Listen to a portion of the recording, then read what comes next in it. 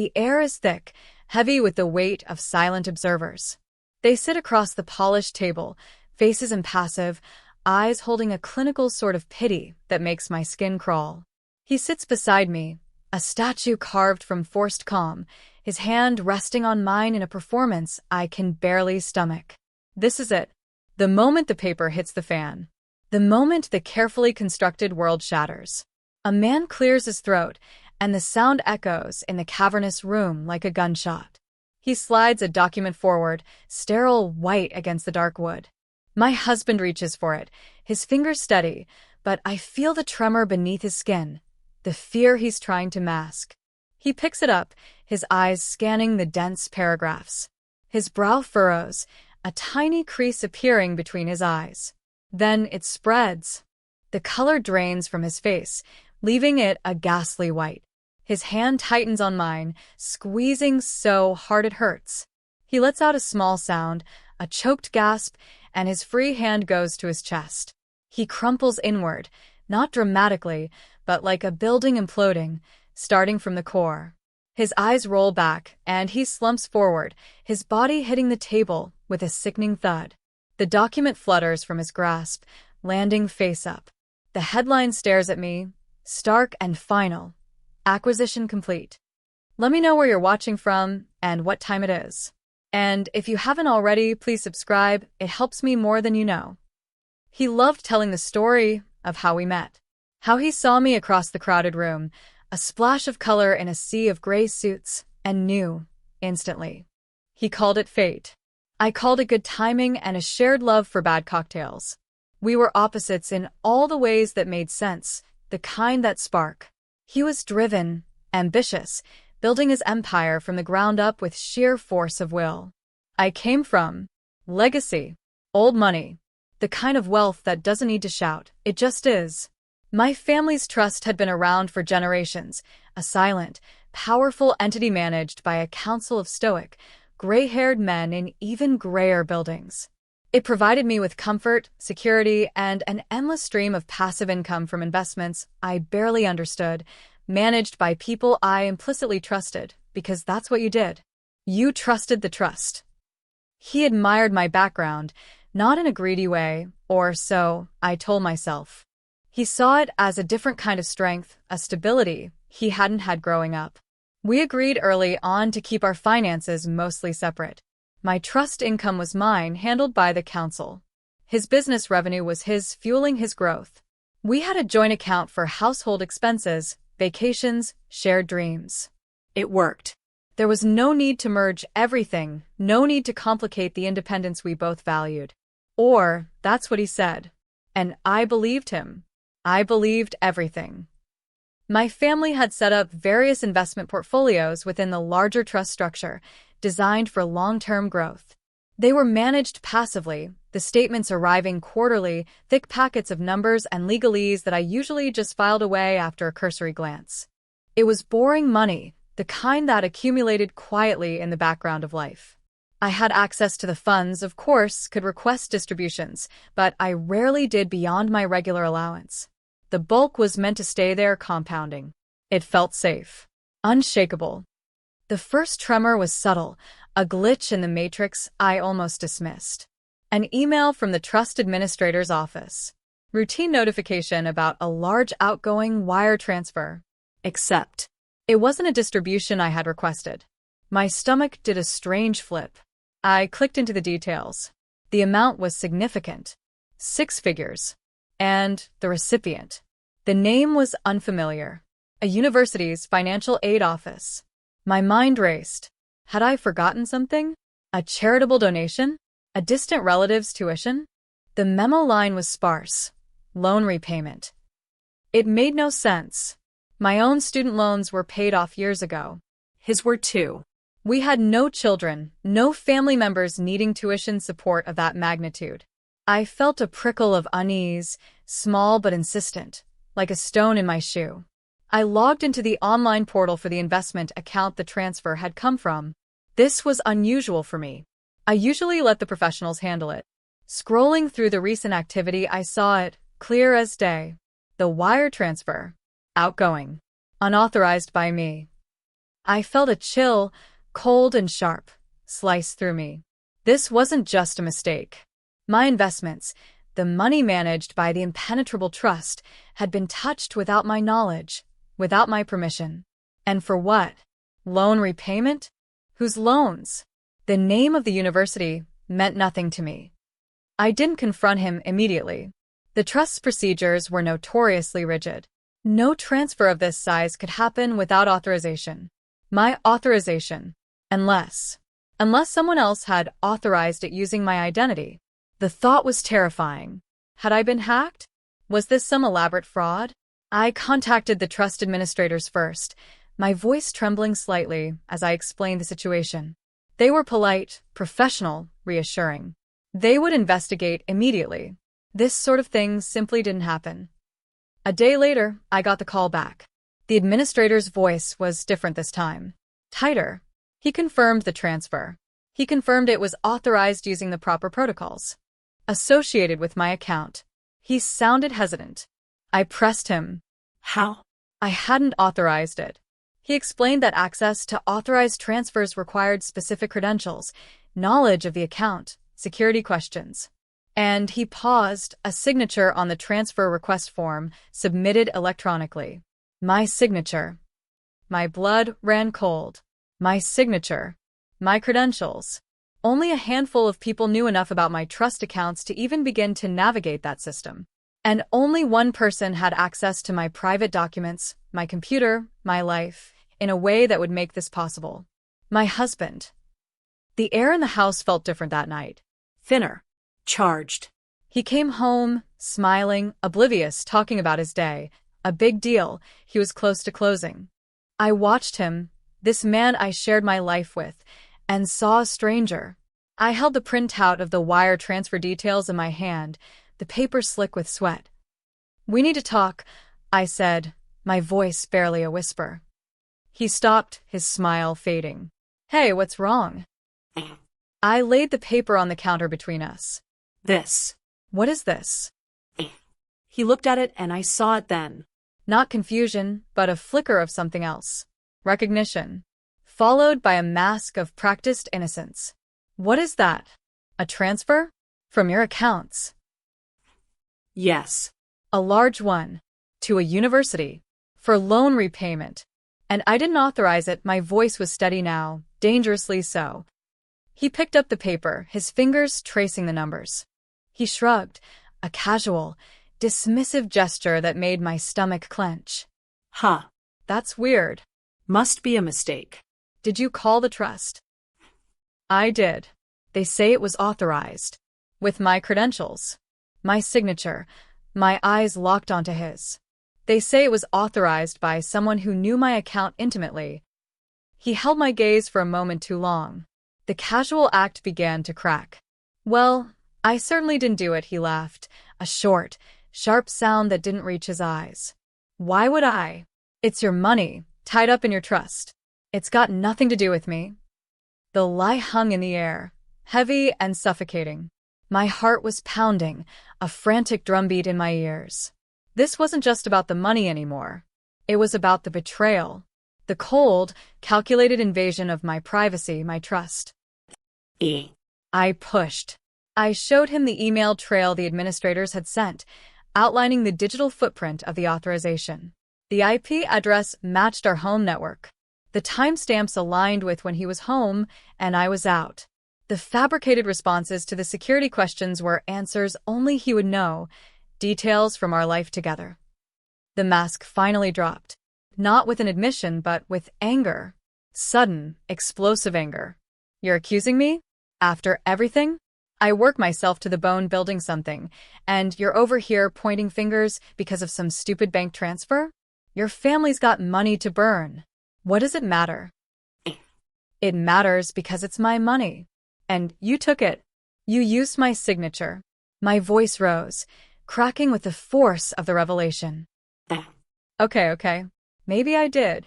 He threw his hands up, defensive now. But it was temporary. Just for a little while. I was going to put it back. Put it back. The amount was too specific. Loan repayment. 6 figures. Who was it for? Whose loan did you pay off? Eh. He hesitated. His eyes darted away. Doesn't matter. It matters. I screamed. The polite veneer I'd worn my whole life was gone, stripped away by rage and hurt. Tell me, who did you give my money to? He sighed, a long, put-upon sound. He ran a hand through his hair. He looked cornered, and then he said her name. The air left my lungs. It wasn't a name I knew well, but I knew of her. A junior analyst in his company. Young. Ambitious. And apparently, according to office whispers I dismissed as gossip, too close to my husband. Her. The single word was laced with disbelief. You used my money to pay off her student loans? He looked away again. She was in trouble. Drowning in debt. It was holding her back. I wanted to help. The casualness of it was breathtaking. Helping? He helped her by stealing from his wife. By violating the sanctity of our marriage, our shared life, our finances. Help her? I repeated, my voice low and dangerous. And what about helping me? Helping us? You didn't just take money, you took trust. You lied to me. You stole from me. To pay off your mistress's debt. He flinched at the word. She's not my mistress. She's a friend. A colleague. The lie was so transparent, it was pathetic. The amount, the secrecy, her name. It all clicked into place with sickening clarity. He wasn't just a thief, he was a cheater. And he had funded his affair with my money. The confrontation spiraled from there. Tears, accusations, his pathetic attempts to justify it, to minimize it. He tried to turn it back on me. My family's wealth, he argued, was so vast, this was just a drop in the ocean. It wouldn't be missed. He was going to make a huge deal, he promised, and pay it back, double, before I ever noticed. He framed it as a temporary loan from a system that could afford it, for a noble cause, helping someone struggling. But I wasn't struggling. I was building a life with him. A life based on truth and partnership. And he had poisoned the well. He had treated my life, my resources, my trust, as something to be plundered for his own convenience, for his own. Whatever she was to him. The days that followed were a blur of pain and confusion. He stayed in the house, trying to act like everything was normal, or could be normal if I would just calm down. He'd offer contrite apologies one moment, then snap in anger the next, accusing me of being dramatic, of not understanding the pressures he was under, of valuing money over people. Over him. He gaslit me until my head spun. Made me question my own sanity. Was I overreacting? Was it just money? But it wasn't just money. It was the lie. The calculated deceit. The fact that he felt entitled to take from me, from us, for someone else. The very foundation of our marriage had crumbled, revealing a hollow core. I started digging deeper. Not into the affair. I couldn't bear that. But into the finances. Into his business. I needed to understand the scale of his audacity, the potential fallout.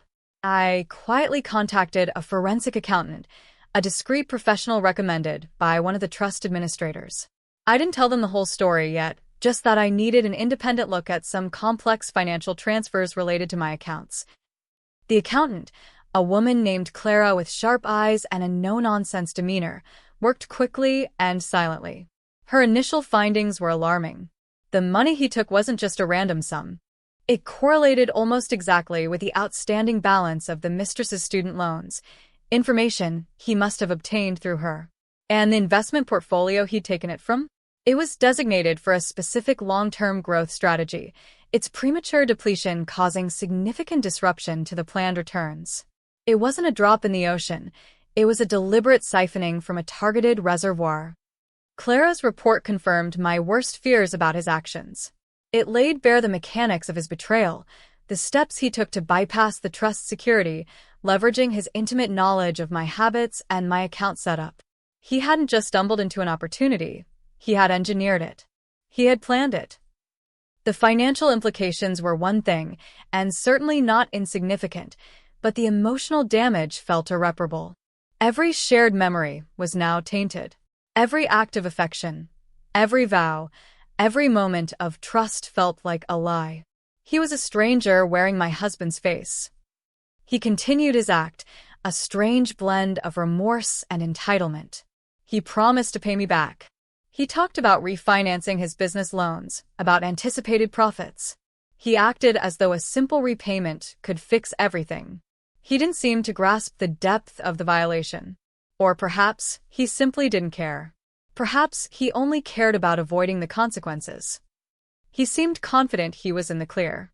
He'd taken the money, yes, but it was my money initially, transferred via a seemingly legitimate, though fraudulently obtained, authorization. He probably figured the worst that could happen was a messy divorce and having to repay me. He didn't understand the beast he had stirred. He didn't understand the trust. The trust wasn't just a passive holder of wealth. It was a complex legal and financial entity with one primary directive: preserve and grow the family's assets across generations. Its administrators and lawyers were like highly skilled, utterly ruthless guardians. They didn't involve themselves in family squabbles unless those squabbles threatened the trust itself or the beneficiary's interests within it. My husband's actions, using trust assets without authorization and through fraudulent means, fell squarely into the category of threat. Talking to the Trust Council was daunting. They were formidable figures, men whose lives revolved around balance sheets and legal precedents. I sat across from them in their cold, silent boardroom, the city's skyline a distant, indifferent backdrop. I laid out the story, the evidence, the forensic accountant's report. My voice was flat, devoid of emotion. This wasn't about my broken heart anymore. It was about business, about principle, about protecting what was mine and what was my family's legacy. They listened, their faces unreadable. They asked precise, clinical questions. Details about the authorization process, the amount, the recipient, my husband's business structure. They didn't express outrage or sympathy. Just cold, focused attention. When I finished, the senior administrator, a man whose name was synonymous with financial power in the city, steepled his fingers and looked directly at me. His eyes, behind his wire-rimmed glasses, were sharp and assessing. "This is a significant breach," he said, his voice low. "Not merely a marital dispute involving funds. This is a deliberate act of financial malfeasance utilizing trust assets under false pretenses. It constitutes fraud." Fraud. The word hung in the air. It felt heavy, solid. It shifted the entire dynamic. This wasn't just a personal betrayal, it was a crime. Against me, and against the trust itself, which he had manipulated for his purposes. They explained the trust's position. While they typically avoided direct intervention in beneficiaries' personal lives, the misuse of trust assets, especially through fraudulent means, was unacceptable. It set a dangerous precedent and potentially exposed the trust to complications. They had a duty to protect the trust's integrity and assets. "What happens now?" I asked. My emotional well was dry. I felt only a cold clarity, a grim determination. The senior administrator leaned back. "Typically, we would pursue legal action to recover the funds and seek damages. However, given the nature of the relationship and the potential for protracted, public litigation," he paused, looking at the other council members, who nodded subtly. "There are other avenues." They began to outline a plan so audacious, so perfectly targeted. It took my breath away. It leveraged the trust's immense financial power, its complex web of holdings and connections, its ability to move silently and decisively in the market. It wasn't about recovering the 6 figures he stole. That was a pittance to the trust. It was about consequence, about ensuring such a violation could never happen again, not to me, not to the trust. His business was his life, his identity. He had built it from nothing, brick by brick, deal by deal. He was proud of it, perhaps more proud than he was of our marriage. He saw it as proof of his worth, his capability, his independence from my family shadow. And that, the council explained, was his vulnerability. Their plan wasn't to sue him. It was to buy him, or rather, to acquire his entire business portfolio. The trust, through a labyrinthine structure of shell corporations and blind trusts, would systematically purchase controlling interests in his key companies, leveraging market positions and existing holdings. It would be fast, silent, and utterly devastating. By the time he realized what was happening, it would be over. He wouldn't just lose the money he stole, he would lose everything he had built. His empire, his identity. The coldness of it should have repelled me. But sitting there, listening to these men discuss dismantling my husband's life with the same detached precision they would use to discuss bond yields, I felt something else. A grim satisfaction. A sense of absolute justice, delivered not by messy emotional confrontation or unpredictable court battles, but by the impersonal, unstoppable force of capital. He had weaponized my trust. I would weaponize my family's. The plan was set in motion. The trust's legal and financial teams went to work. It was like watching a predator hunt, silent and efficient. There were complex maneuvers, strategic investments, quiet negotiations happening in boardrooms I would never see. I was kept informed, brief updates delivered with clinical precision. They were moving faster than anticipated. His businesses, it turned out, were more vulnerable than he thought, leveraged precariously in his rapid expansion. A few key acquisitions, a strategically timed market move, and the dominoes would fall. During this time, my husband remained oblivious. He was busy closing that big deal he'd mentioned. Busy, I assumed, continuing whatever arrangement he had with his analyst. He still lived in the house, a ghost I avoided. The air was thick with unspoken accusations and simmering resentment. He still believed this was a temporary storm, that I would eventually forgive him, or at least settle for financial compensation. He was so focused on his business, on the external validation of his success, that he completely missed the ground shifting beneath his feet. He saw me as emotionally volatile, easily placated with promises or money. He never saw me as strategic. He never saw my family's trust as a force that could be wielded. The silence stretched, taut and fragile. I went through the motions of my life, but everything felt muted, seen through a veil. I was waiting for the inevitable, waiting for the moment his carefully constructed world would implode. The day arrived without fanfare. A Tuesday. I was at home, trying to work, but my focus was splintered. I knew the timeline the trust had given me. Today was potentially the day. I imagined the calls he must be receiving, the confusion turning to alarm. He came home earlier than usual. His face was pale, drawn. He looked like he hadn't slept in days. He found me in the living room, staring out the window at nothing. "Have you heard?" he asked, his voice hoarse. I turned. "Heard what?" He stared at me, searching my face. "My businesses. There are hostile acquisitions happening. Across the board. Everything. It's like someone is systematically buying up everything I own." His voice was laced with disbelief. Panic. "It doesn't make sense. No one group could move this fast, this comprehensively. Unless," his eyes narrowed, a flicker of suspicion, then dawning horror. "Unless it's..." He didn't finish the sentence. He didn't need to. I simply looked at him. The silence stretched, filled only by the frantic pounding of his heart, which I could almost hear across the room. "You," he whispered.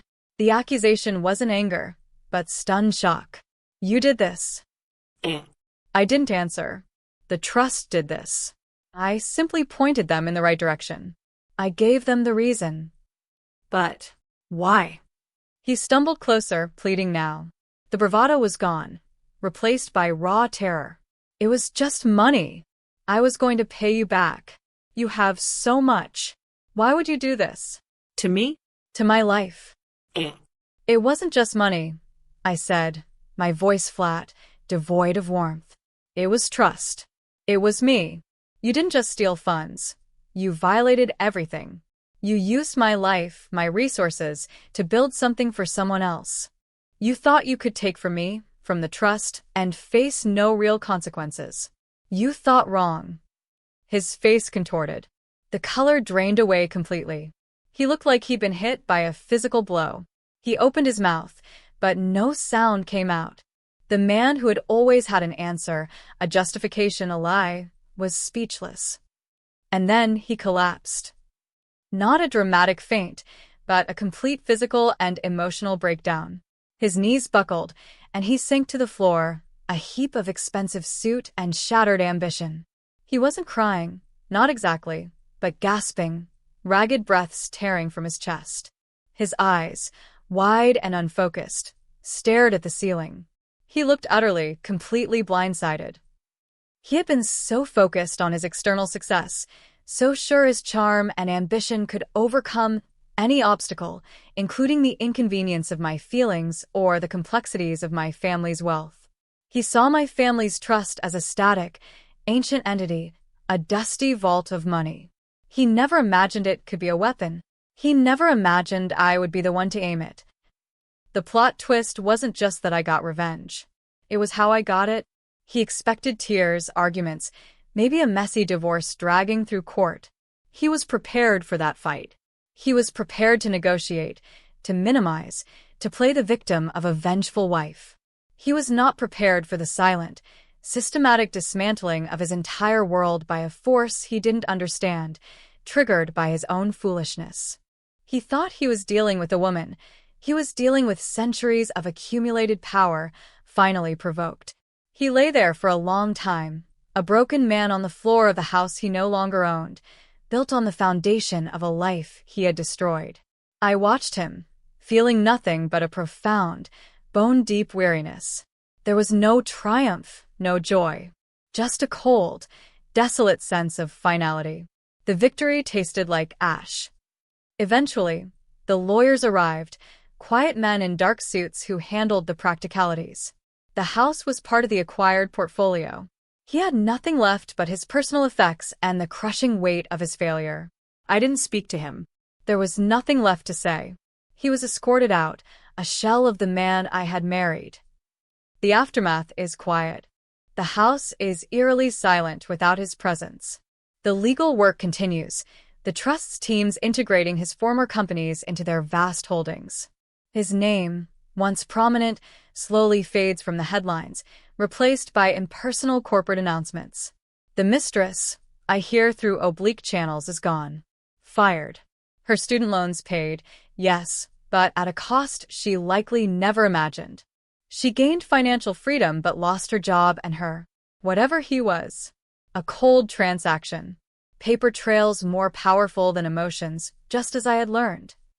I am left with a life I didn't expect. My financial security is absolute, untouched, even enhanced by the acquisition. But the human cost, it's immeasurable. The trust is an efficient, unfeeling machine.